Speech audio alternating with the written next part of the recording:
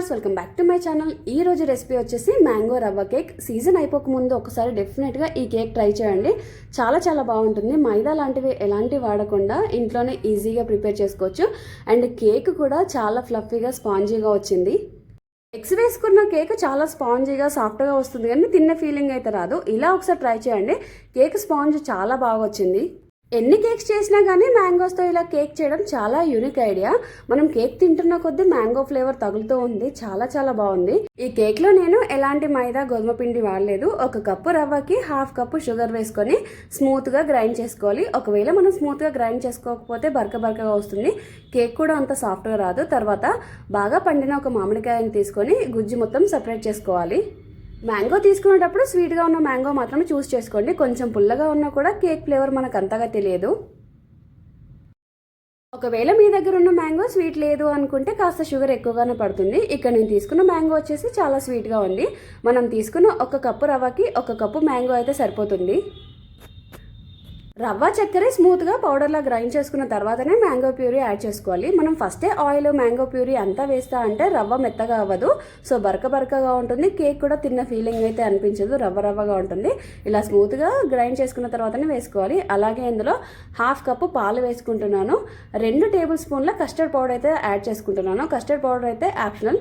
మీ దగ్గర లేదు అనుకుంటే 2 టేబుల్ స్పూన్ల మిల్క్ పౌడర్ వేసుకోండి. అది కూడా లేదంటే విడిచిపెట్టండి. ఇక్కడ నేను 4 టేబుల్ స్పూన్ల ఆయిల్ వేసుకుంటున్నాను. టేబుల్ స్పూన్ అంటే మీకు ఐడియా ఉంది కదా, మనం ఇంట్లో ఉన్న టీ స్పూన్ ఉంటుంది కదా, దానికి 2 అంతలు తీసుకుంటే 1 టేబుల్ స్పూన్. అంటే మీ దగ్గర టేబుల్ స్పూన్ లేనప్పుడు 8 చెంచాల ఆయిల్ అయితే వేసుకోండి. అందరూ ఎక్కువగా మిస్టేక్ చేసేది ఈ బేకింగ్ పౌడర్ బేకింగ్ సోడా వేసే దగ్గరనే. మనం బేకింగ్ పౌడర్ తీసుకున్నప్పుడు స్పూన్కి సమానంగా తీసుకుంటే సరిపోతుంది. ఫింగర్తో ఒత్తి ఎక్కువగా వేస్తే క్వాంటిటీ మాత్రం ఎక్కువ అవుతుంది. అలాంటప్పుడు కేక్ చాలా హార్డ్గా వస్తుంది. మనం ఏ కేక్ చేసినా 1 స్పూన్ బేకింగ్ పౌడర్ వేసామంటే దాంట్లో 1/2 బేకింగ్ సోడా వేసుకోవాలి. దానికి మించి ఎక్కువగా వేసినా కేక్ మొత్తం పాడవుతుంది. వెనిలా ఎసెన్స్ అయితే వేసాను, లేదంటే ఇలాచీ పౌడర్ వేసుకున్నా కూడా టేస్ట్ చాలా బాగుంటుంది. స్మెల్ కూడా చాలా బాగుంటుంది. ఈ సీజన్ ఉన్నప్పుడే ఒకసారి ఇలా మ్యాంగో కేక్ డెఫినెట్గా ట్రై చేసి చూడండి. చాలా బాగుంటుంది. సీజన్ అయిపోయాక చేసుకోవాలనుకుంటే మ్యాంగో క్రష్ దొరుకుతుంది. అది కూడా బాగానే ఉంటుంది, కానీ ఎంతైనా రియల్ ఫ్రూట్తో చేసుకుంటేనే బాగుంటుంది. బేకింగ్ చేసేటప్పుడు డెఫినెట్గా బటర్ పేపర్ వేసుకోవాలి. బటర్ పేపర్ లేదు అనుకుంటే నార్మల్గా ఉండే పేపర్కి ఆయిల్ రాసుకున్నా సరిపోతుంది. మెయిన్ మిస్టేక్ ఏంటంటే మనం ఏది రాసినా 1/2 వరకే రాస్తాం. అలా కాదు, టిన్కి మొత్తం ఫుల్గా ఇలా ఉండాలి. మనం నార్మల్గా ఆయిల్ అప్లై చేసి మైదా పిండి చల్లినా సరే కేక్ టిన్ మొత్తానికి రావాలి.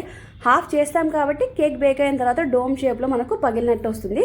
ఇలా మొత్తం కవర్ చేసామంటే కేక్ అంతా ఈవెన్గా బేక్ అవుతుంది, ఒకే యాంగిల్లో ఉంటుంది.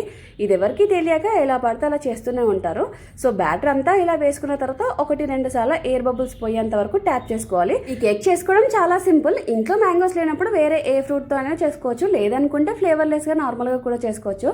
రవ్వను స్మూత్గా పౌడర్ లాగా పట్టుకొని ఇలా చేసుకుంటే సరిపోతుంది.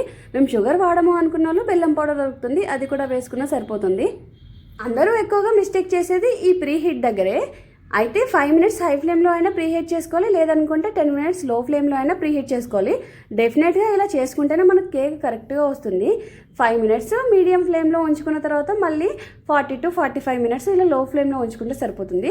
రవ్వ కాబట్టి కాస్త బాయిల్ అవ్వడానికి టైం అయితే పడుతుంది. మినిమం 55 to 1 అవర్ అయితే డెఫినెట్గా పడుతుంది. ఒకసారి మనం కేక్ బేక్ చేయడానికి పెట్టినప్పుడు ఎట్టి పరిస్థితుల్లో మూత అయితే అస్సలు తీయద్దు. మినిమం 50 మినిట్స్ తర్వాతనే మనం మూత తీసి చెక్ చేసుకోవాలి. 5 మినిట్స్ హై ఫ్లేమ్లో మీడియం ఫ్లేమ్లో పెట్టుకున్న తర్వాత ఆ తర్వాతతో మనం ఓపెన్ చేసామంటే కేక్ అయితే అస్సలు పొంగదు. డెఫినెట్గా 50 to 55 మినిట్స్ అయినాకనే చెక్ చేసుకోవాలి. లేదు ఇంకా బాయిల్ అవ్వలేదంటే ఒక 5 మినిట్స్ అలా ఉంచేసుకుంటే సరిపోతుంది. అండ్ బేక్ అయిన తర్వాతనే అందులోనే ఉంచేయకుండా కేక్ని వెంటనే తీసేయాలి. లేదు అంటే ఆ బౌల్కున్న హీట్ వల్ల కేక్ పైన లేయర్ మొత్తం హార్డ్గా వచ్చేస్తుంది. కేక్ చేయడం అంటే చాలా ఈజీ అనుకుంటారు, కానీ ఈ కేక్ చేయడంలో చాలా టిప్స్ అయితే ఉంటాయి. అవి డెఫినెట్గా మనం ఫాలో అయితేనే మనకు మంచి కేక్ అయితే వస్తుంది. కింద చూడండి ఎక్కడ మాడిపోకుండా ఎంత పర్ఫెక్ట్గా వచ్చిందో. కేక్ కూడా చాలా స్పాంజ్గా వచ్చింది. ఎగ్తో చేసిన కేక్ అయితే చాలా సాఫ్ట్గా ఉంటుంది, అలాగే మనం తిన్న ఫీలింగ్ అయితే ఉండదు.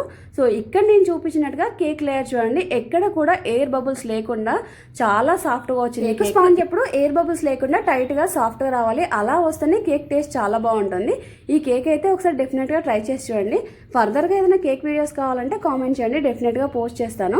ఇంక కేక్ పైన ఇలా నేను డ్రై ఫ్రూట్స్తో గార్నిష్ అయితే చేసుకున్నాను. డ్రై ఫ్రూట్స్ లేని వాళ్ళు నార్మల్గా వేసుకుని సరిపోతుంది. లేదు మేము దీన్ని ఫారెస్టింగ్ చేసుకుంటా అనుకుంటే క్రీమ్తో అయినా చేసుకోవచ్చు, చాలా బాగుంటుంది. లేదు అనుకున్నప్పుడు మ్యాంగో పీసెస్ చిన్న చిన్నగా కట్ చేసుకొని మీద గార్నిష్ చేసుకున్నా సరిపోతుంది. కేక్ చూడండి ఇక్కడ ఎంత సాఫ్ట్గా వచ్చిందో, ఇలా రావాలి. మనం ఎగ్ వేసుకున్న కేక్ అయితే జస్ట్ ఇలా ముట్టుకుంటేనే కిందికి వెళ్తుంది, కేక్ తిన్న ఫీలింగ్ అయితే ఉండదు. కేక్ స్పాంజ్ ఎప్పుడైనా ఈ విధంగా చేసామంటే పర్ఫెక్ట్ బేకింగ్ వచ్చినట్టే. ఏ కేక్ చేసుకున్నా మెయిన్ రోల్ వచ్చేసి స్పాంజ్లోనే ఉంటుంది. ఐ హోప్ మీకు నచ్చిందని అనుకుంటున్నాను. నచ్చితే లైక్ చేయండి, షేర్ చేయండి, సబ్స్క్రైబ్ చేయండి. Thanks for watching.